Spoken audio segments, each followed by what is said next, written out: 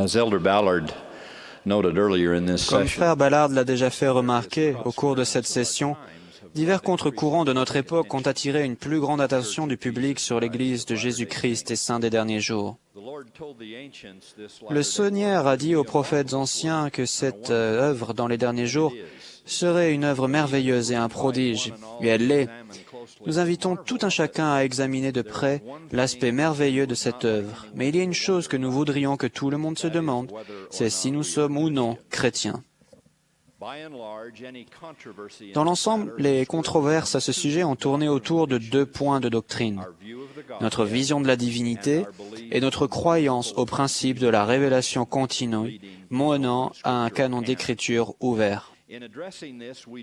En parlant de cela, nous n'avons pas à nous excuser de notre foi et ne nous voudrions pas être mal compris.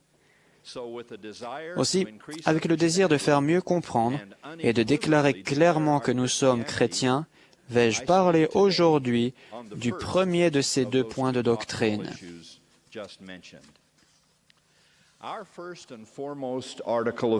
Notre premier article de foi et le plus important de l'Église de Jésus-Christ des saints des derniers jours est « Nous croyons en Dieu, le Père éternel, et en son Fils Jésus-Christ, et au Saint-Esprit. » Nous croyons que ces trois personnages divins, constituant une seule divinité, sont unis pour ce qui est de leur but, de leur manière d'agir, de leur témoignage et de leur mission. Nous croyons qu'ils sont remplis du même sens divin de miséricorde et d'amour, de justice et de grâce, de patience, de pardon et de rédemption. Je crois qu'il est exact de dire que nous croyons qu'ils sont un pour tout aspect important et éternel imaginable. Mais nous ne croyons pas qu'ils sont trois personnages réunis en une seule substance, notion trinitaire jamais énoncée dans les Écritures parce qu'elle n'est pas vraie. En fait, la source réputée qu'est le dictionnaire biblique de Harper dit que la doctrine officielle de la Trinité, telle qu'elle fut définie par les grands conciles ecclésiastiques des IVe et Ve siècles, ne se trouve pas dans le Nouveau Testament. La critique selon laquelle l'Église de Jésus-Christ des saints des derniers jours ne partage pas la vision chrétienne contemporaine de Dieu, de Jésus et du Saint-Esprit n'est pas un commentaire sur notre engagement envers le Christ, mais en fait la constatation, exacte, pourrais-je ajouter, que notre vision de la divinité rompt avec ce qui s'est passé après le Nouveau Testament et retourne à la doctrine enseignée par Jésus lui-même. Il pourrait être utile de rappeler brièvement ce qui s'est passé après la période du Nouveau Testament. En 325, l'empereur romain Constantin a réuni le concile de Nicée pour traiter, entre autres choses, de la question de plus en plus controversée de la prétendue unité de la Trinité. Ce qui a découlé des débats mouvementés entre hommes d'Église, philosophes et dignitaires ecclésiastiques a été connu, après encore 125 ans et 3 grands conciles, sous le nom de Credo de Nicée, avec des reformulations ultérieures comme le Credo d'Athanase. Ces diverses évolutions et répétitions de credo, ainsi que d'autres au cours des siècles suivants, déclaraient que le Père, le Fils et le Saint-Esprit étaient des êtres abstraits, absolus, transcendants, imminents, consubstantiels, coéternels et impossibles à connaître, sans corps, ni partie, ni passion, demeurant en dehors de l'espace et du temps. Selon ces credos, les trois membres de la divinité sont des personnes séparées, mais sont un seul être. C'est le si souvent mentionné mystère de la Trinité. Ils sont trois personnes distinctes, mais un seul Dieu. Les trois personnes sont incompréhensibles, mais sont un seul Dieu qui est incompréhensible. Nous sommes d'accord avec nos détracteurs au moins sur ce point. Cette formulation de la divinité est véritablement incompréhensible. Une définition aussi confuse de Dieu étant imposée à l'Église, il n'est pas surprenant qu'un moine du IVe siècle se soit exclamé « Pauvre de moi, ils m'ont pris mon Dieu et je ne sais pas qui adorer ni à qui m'adresser. » Comment devrions-nous faire confiance à un être qui est incompréhensible et qu'on ne peut connaître, sans parler de l'aimer, de l'adorer et de nous efforcer d'être semblables à lui? Qu'en est-il de la prière de Jésus à son Père céleste disant « La vie éternelle, c'est qu'ils te connaissent toi, le seul vrai Dieu, et celui que tu as envoyé, Jésus-Christ ».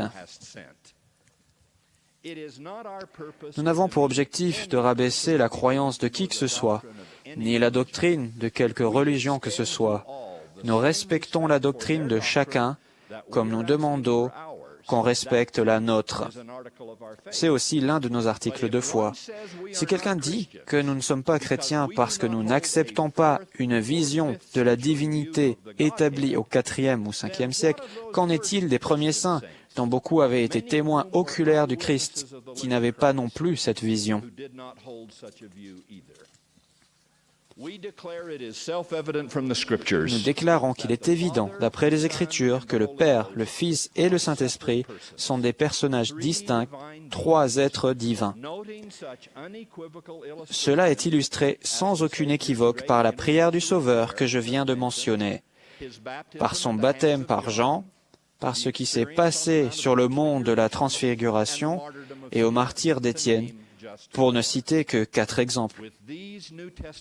Avec ces sources du Nouveau Testament et d'autres qui résonnent dans l'oreille, il peut être superflu de demander ce que Jésus voulait dire par « Le Fils ne peut rien faire de lui-même. Il ne fait que ce qu'il voit faire au Père. » Une autre fois, il a dit « Je suis descendu du ciel pour faire non ma volonté, mais la volonté de celui qui m'a envoyé. » Parlant de ses adversaires, il a dit « Ils ont haï et moi et mon Père. » Et il y a bien sûr toujours cette humble soumission à son Père qui a fait dire à Jésus « Pourquoi m'interroges-tu sur ce qui est bon ? Un seul est le bon. Le Père est plus grand que moi. »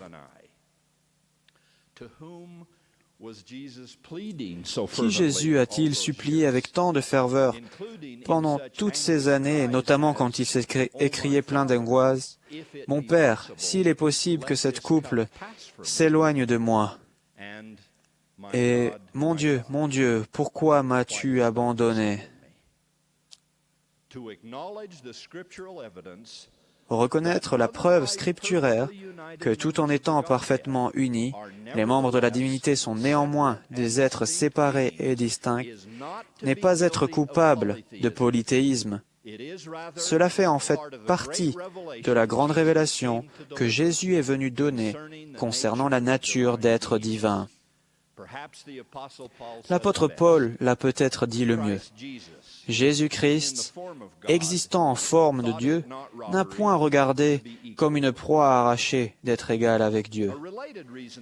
Une autre raison pour laquelle l'Église de Jésus-Christ des Saints des derniers jours n'est pas considérée comme chrétienne par certains est que nous croyons, comme les anciens prophètes et apôtres, en un Dieu incarné, mais certainement glorifié. À ceux qui critiquent cette croyance basée sur les Écritures, je demande au moins pour la forme, si l'idée d'un Dieu incarné vous répugne, pourquoi les éléments centraux et les caractéristiques les plus distinctives de toute la chrétienté sont-ils l'incarnation, l'expiation et la résurrection physique du Seigneur Jésus-Christ? Si le fait d'avoir un corps n'est pas nécessaire ni désirable pour la divinité, pourquoi le Rédempteur de l'humanité a-t-il libéré son corps des liens de la mort et du tombeau, garantissant qu'il ne saurait plus jamais s'apparer de son esprit dans le temps ni dans l'éternité?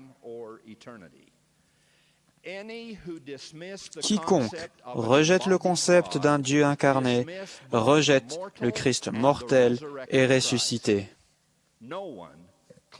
Personne proclamant être un vrai chrétien ne voudrait faire cela. À tous ceux qui m'entendent et qui se sont demandé si nous étions chrétiens, je témoigne. Je témoigne que Jésus-Christ est littéralement le Fils vivant de notre Dieu vivant littéral. Ce Jésus est notre Sauveur et notre Rédempteur qui, sous la direction du Père, a créé les cieux, la terre et tout ce qui s'y trouve. Je témoigne qu'il est né d'une mère vierge, que durant sa vie, il a accompli de grands miracles dont des légions de ses disciples ainsi que de ses ennemis ont été témoins. Je témoigne qu'il avait le pouvoir sur la mort parce qu'il était divin, mais qu'il s'est soumis volontairement à la mort pour notre bien, parce que pendant une période, il a aussi été mortel.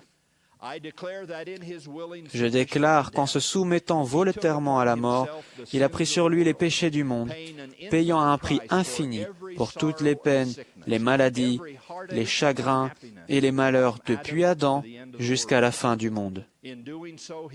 En faisant cela, il a été vainqueur à la fois du tombeau physiquement et de l'enfer spirituellement, et il a libéré la famille humaine. Je témoigne qu'il est littéralement ressuscité du tombeau, après être monté auprès de son Père pour terminer le processus de cette résurrection. Il est apparu de nombreuses fois à des centaines de disciples dans l'Ancien Monde et dans le Nouveau.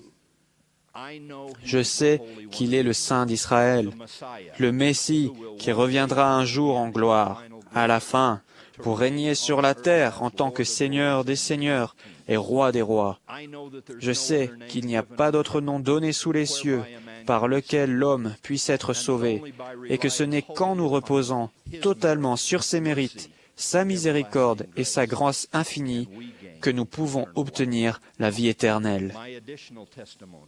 Mon témoignage supplémentaire concernant cette doctrine splendide est qu'en préparation à son règle millénaire dans les derniers jours, Jésus est déjà venu plusieurs fois dans son corps glorieux et majestueux. Au printemps de 1820, un garçon de 14 ans, troublé par ces mêmes doctrines qui déconcertent une grande partie de la chrétienté, est allé prier dans un bosquet.